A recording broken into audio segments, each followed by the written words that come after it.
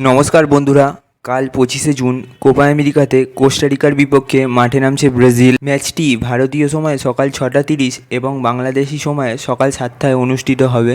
আজ আমরা এই ভিডিওতে ব্রাজিল ভার্সেস কোস্টারিকা এই ম্যাচটার একটি প্রিভিউ করব। টিম অ্যানালাইসিসে চলে আসি। ব্রাজিল এই কোপাতে অনেক উচ্চ প্রত্যাশা নিয়ে প্রবেশ করেছে, যদিও সাম্প্রতিক কিছু ব্যর্থতা রয়েছে এই ব্রাজিল টিমটাতে।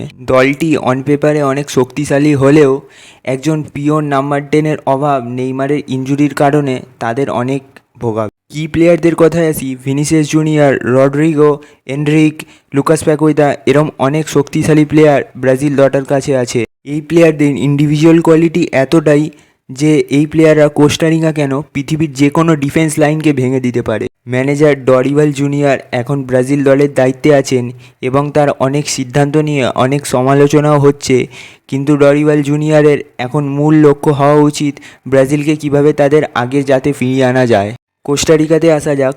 তাদের সাম্প্রতিক ফর্ম খুব একটা ভালোও না এবং খুব একটা খারাপও না, কিন্তু তারা শেষ 3 ম্যাচে একটিতেও হারেনি এবং উরুগুয়ের বিপক্ষে একটা গোলশূন্য ড্রও পেয়েছে। কেইলর নাভাস এতদিন তাদের একটা ভরসার নাম ছিলেন, কিন্তু তিনি এখন ইন্টারন্যাশনাল রিটায়ারমেন্ট নিয়ে ফেলেছেন। জোয়েল ক্যাম্বেল বলে একটি প্লেয়ার আছেন কোস্টারিকার আপফ্রন্টে, যার এক্সপিরিয়েন্স কোস্টারিকার জন্য আশার ভিত্তি হতে পারে। ম্যানেজার গুস্টাভো আলফারো সত্যিই তার দলকে অনুপ্রাণিত করার চেষ্টা করবেন যাতে তারা ব্রাজিলের মতো শক্তিশালী দলের বিপক্ষে চমক সৃষ্টি করতে পারেন। হেড টু হেড এবং ঐতিহাসিক প্রেক্ষাপটে আসা যাক। ব্রাজিল কোস্টারিকার বিপক্ষে যত ম্যাচই খেলেছে সব কাটাতিতেই ব্রাজিল জয়লাভ করেছে। সর্বশেষ দুই দল মুখোমুখি হয়েছিল 2018 বিশ্বকাপে, যেখানে ব্রাজিল একটি 2-0 গোলে জয়লাভ করেন। ব্রাজিল এই ম্যাচটার জন্য একেবারে সরাসরি ফেভারিট।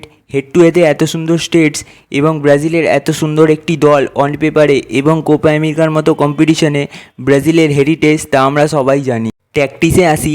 ডরিভাল জুনিয়র হয়তো ব্রাজিলকে 4-2-3-1 এই ফরমেশনে খেলাবে, যেখানে হয়তো তিনি দ্রুত ট্রানজিশন এবং উইঙ্গারদের গতিটি ব্যবহার করবেন। কোস্টারিকা ম্যাচটা 3-4-3-এ শুরু করলেও কিন্তু বলটা যখন ব্রাজিলের পায়ে থাকবে তখন ফরমেশনটা 5-2-3 ঠিক এই শেপে দাঁড়াবে, যেখানে তাদের প্রধান উদ্দেশ্য থাকবে ব্রাজিলের অ্যাটাক প্রতিহত করে কাউন্টার অ্যাটাকিং ফুটবল খেলা। তার মতামত কী তা নিচে কমেন্ট করে জানাতে ভুলবেন না। এই ভিডিওটি ভালো লাগলে একটি লাইক করবেন ও আমাদের চ্যানেলটি সাবস্ক্রাইব করতে ভুলবেন না। দেখা হবে পরবর্তী ভিডিওতে। ধন্যবাদ।